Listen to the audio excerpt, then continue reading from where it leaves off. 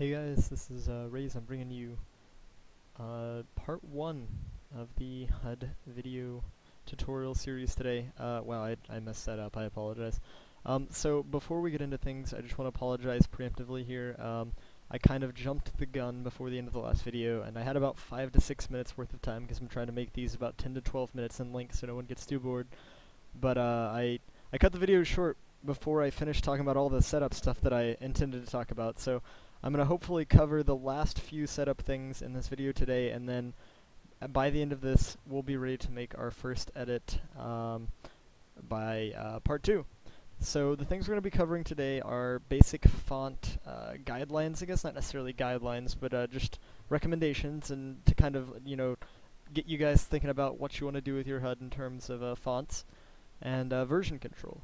And the first thing might make sense to you. You're like, oh yeah, fonts. You gotta put a foot in your HUD. You gotta put a font in your HUD, not a foot in your HUD. But then you're probably thinking, well, what's version control? Why do I need that for HUD making? Version control basically is a thing that allows you to how do I want to phrase it? It allows you to save changes that you make to your HUD and kind of archive them for use in the future. So I guess kind of it takes a screenshot of your work at a current time and saves it. That way, if you ever run into problems in the future, you'll have something to fall back to kind of look at and think, oh, okay, well this worked, this is stable, so we can go back to that. And I think it's really good to do even if you don't plan on making your HUD public. That way, even if you're just maintaining the HUD for yourself, you'll still be able to have that reference. That being said, let's jump right into it. And this is probably going to be a little bit confusing to you, and it probably won't make very much sense either until we make our first commit. So just bear with me through these first steps, and it'll probably be kind of painful. You'll be thinking, what am I even doing? I'm just clicking buttons, but it'll all make sense eventually, I promise. So the first thing we need to do is we need to create what's called a repository, and that's going to be the thing that you're going to store all of your HUD files within at each point in time, and that way you'll have this archive of your files to fall back on. So in order to create a repository, you have to create an account on a website called Github. So I've gone ahead and opened that up here. We've got this nice looking website. Again, I'll go ahead and put the link to all of this stuff in the description so you don't have to worry about it. And the first thing you need to do is obviously sign up. Now I'm not going to show you guys how to sign up because I know you probably all know how to sign up for a website. So I'm going to go ahead and let you do that. But once you're all signed up, make sure you sign in. So let me go ahead and sign into my account here. And once you're signed in, you should be at a screen similar to this. It'll have the GitHub Bootcamp at the top. You'll have news feed, your pull requests, issues, stars, and then kind of a news feed. But yours will probably be empty because you're just making your account, so there won't even be anything in there. The first thing what you do when you're what you want to do once you're logged in is create a repository. And as you can see here, there's an easy button to do that, the new repository button. So we'll click that, and it'll take you to this new thing where you can name it and everything. Now let's put on the brakes for a second here, because you can go ahead and go through and create it and everything, but once it creates it, you're going to be really confused as to what's going on. So we're going to kind of change directions here for a minute to get you guys set up with the GUI interface so you don't have to deal with crazy command line stuff. And that requires you download something else. I know, right? Sorry, I really should have covered this in the first video. I'm sorry that I didn't. But you're going to need to download the GitHub GUI thingy. Basically, it's a program that allows you to do all of the basic repository commands, such as syncing things to the server, grabbing the current version from the server and downloading it onto your computer, or pushing a new version to the server from your computer of files you've recently edited. So basically, pulling and pushing, which are the main two functions of a whole repository. So go ahead and download this. If you're on an operating system other than Windows, there's probably a GUI for your OS, but again, I'm doing all of these tutorials on Windows, so I can't help you too much there. Just Google around for it, I'm sure you'll find something. But download this, set it up, install it, and then once you've got it installed, you should see something like this. Again, I have to open it up. This is me being unprepared again. Okay, so we'll go ahead and open it up here, and you'll see something like there it is. This window right here. Now this will all be empty because these are all the repositories I have. You won't have any repositories yet, so this will be empty. But it should have your your username here, because I think it asks you to sign in once you run the program for the first time. And yeah, so basically what this is this is setting you up for once you have a repository to push and pull on it appropriately. So now that we've got this set up, let's go ahead and switch back the other direction again and actually get you set up with a repository. Also, I'm on Facebook, silly me. Very unprofessional. I didn't even close my tabs. What am I doing, right? So we'll go back to the create a new repository tab that we have open here. And let's go ahead and give it a name. So you guys you can name it whatever you want. So like, you know, I had Rays, since I made Rays HUD. You can make it, I don't know if your name's Bobby, you can make Bobby HUD, I guess, whatever. But I'll go ahead and make this repository along with you guys just for the purpose of, oh, I already have that one. There we go. For the purpose of this video, I'll go ahead and make one just to kind of make sure you can see everything I'm doing exactly and follow the step-by-step pretty much to the point. And so here you just type in the name. It can be whatever you want it to be. And then again, you can type in the description. It can be optional. It can be whatever. I'll just type in TF2. Oh, there we go. It's like I've done this before, right? I'm crazy. And then you can pick whether or not you want it to be public or private. Now, I personally would always make it public, because if you make it private and then later want to make it public, I believe you can only do that if you sign up for a GitHub Premium membership. And honestly, if you make it public and you don't want people to see it, then just don't link it to them. No one's going to find it otherwise. So you can pick whatever you want. I'm not going to tell you what to do, but I would personally make it public. And also the thing about the private, I don't know if that's entirely true. That's just what I'd assume that would be the case. So don't quote me on that. If I'm wrong, I'm sorry.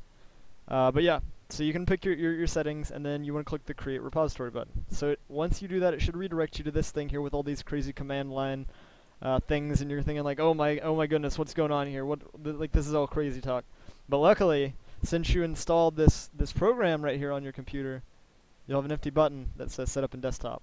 So you can bypass all of this crazy stuff. Just click on that, and you'll see that you will have something that will be created for you with the same name as your repository. So we've got TF2HUD tutorial here, and again we've got TF2HUD tutorial here. And so you can click on this to open the repository, but you'll see that there's nothing here, and that's because you haven't put any files in it yet. But that's good. That means you're all set up and ready to go for when we actually start pushing commits to the server and actually making changes to our HUD.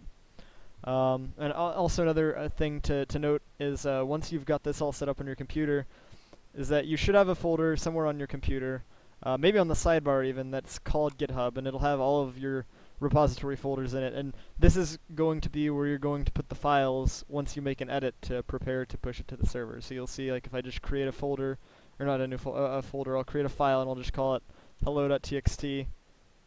It'll appear here. So we'll get more into that in the future, but that's just kind of a preemptive thing to prepare you for the future, so it's not confusing later. We'll get more in depth. So that's pretty much all covered. Now for the last part of our video here, we're going to talk about font selection. So let me go ahead and go back to my website, DA Font, and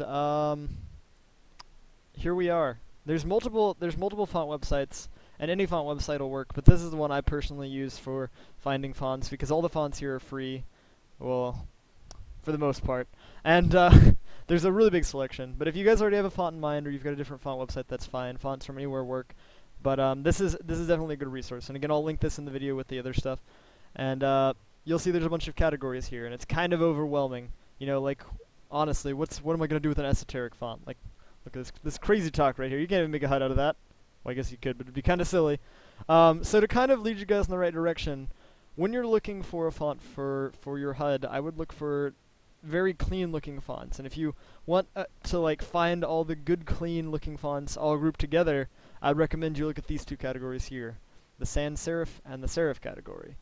And basically, sans serif are fonts that don't have little lines at the tops and the bottoms. So, like for instance, this L doesn't have like a little thing at the top.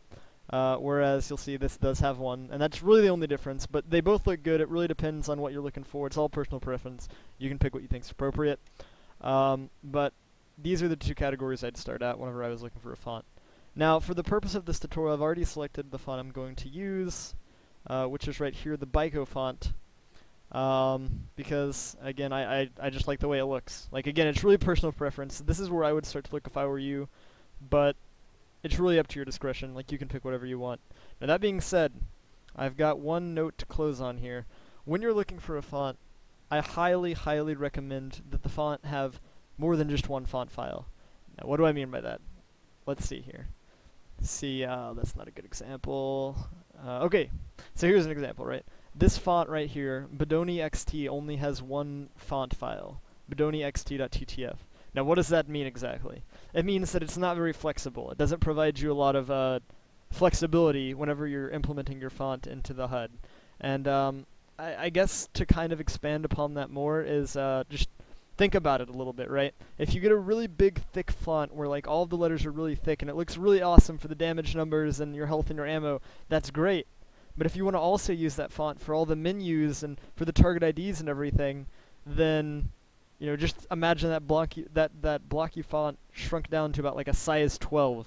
Like, honestly, I feel like it would make things really hard to read. And so, again, for the purpose of this tutorial, I'm choosing this Byko font. One, because it looks clean, but also because it provides not 2, but 3 different options, which makes things really, really flexible for what we're trying to do here, which is essentially an entire redesign of a game. Again, if you guys have any questions, whether it be about font selection or GitHub stuff, I try to be as clear and concise as I could be in the time that I was allotted, but I can imagine that it's a lot to take in, especially if you've never even considered looking at this kind of stuff before. So if I need to expand upon it and make like a separate video just for GitHub or a separate video just for like font considerations and whatnot, I'd be more than happy to do that. Just, again, let me know. Anyways, until next time, guys, thanks for watching. I promise we'll get some stuff edited in the game next time. And I will see you guys later.